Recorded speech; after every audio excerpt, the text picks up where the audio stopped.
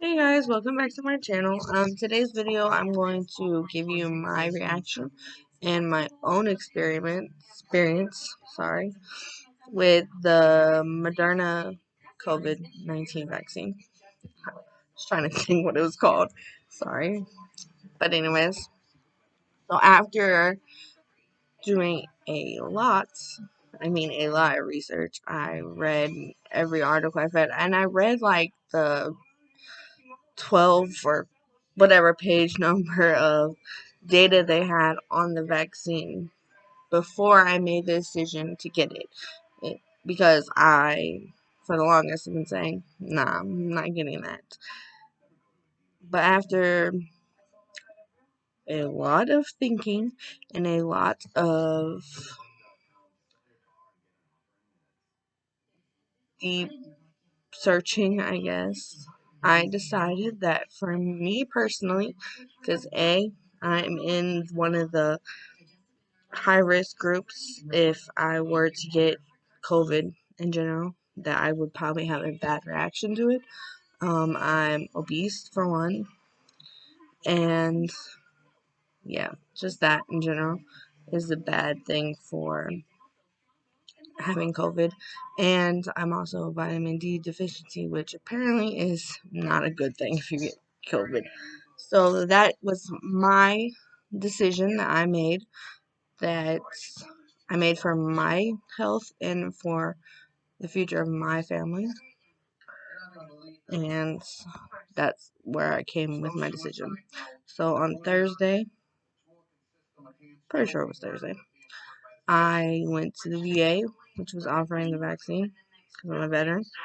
So I went to the VA and I got my vaccine, which it was not even that bad of a process. I thought it would be like a long process and you had to like apply to get the vaccine, but it wasn't. I just went in, filled out the paperwork, stood in line.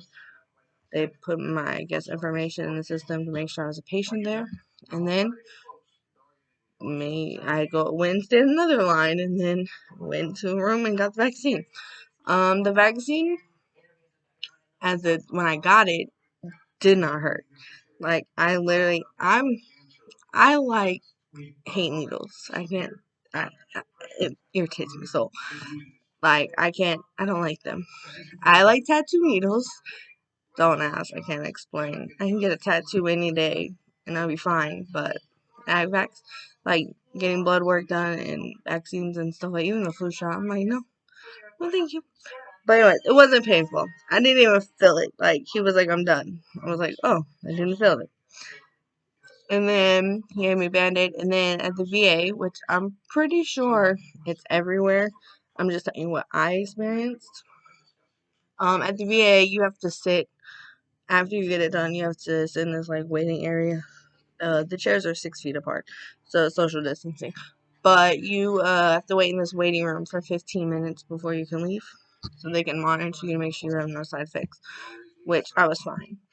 I felt fine. Everything was good. And then, so that was my time that I was allowed to leave was 2:13. So 15 minutes before that was when I got it. So then I made my appointment when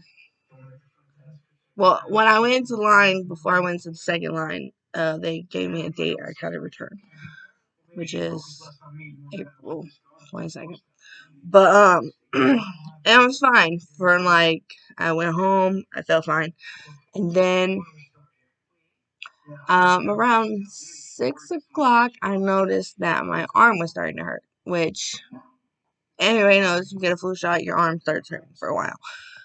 But this was like a delayed reaction, I guess, because my arm was fine before that. Then around 6 o'clock, it started hurting, and then I noticed like the spot where I was injected was really red and raised.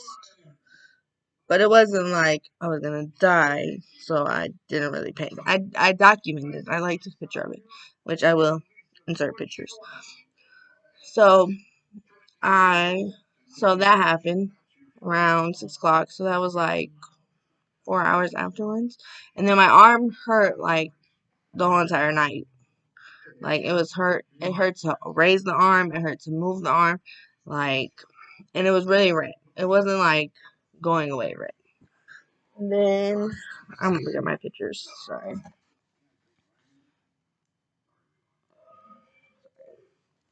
And so, and then the morning after, the red was still there, and it was like a really round circle around where it was injected.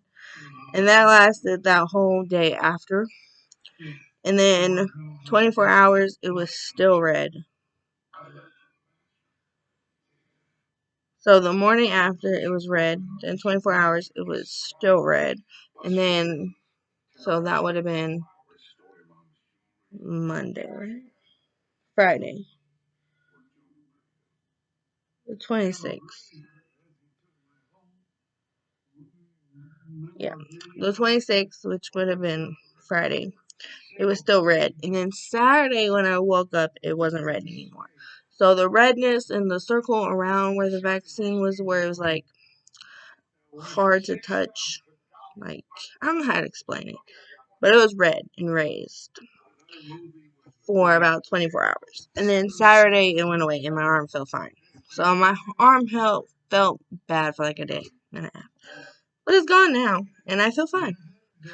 I don't have any fevers or anything. I kept taking my temperature just in case, because they said that you could get a fever with it, but I don't have a fever. I think usually my temperature is around 97-ish, 96-ish, but the most it went up was like, it was like 98.6 or something like that.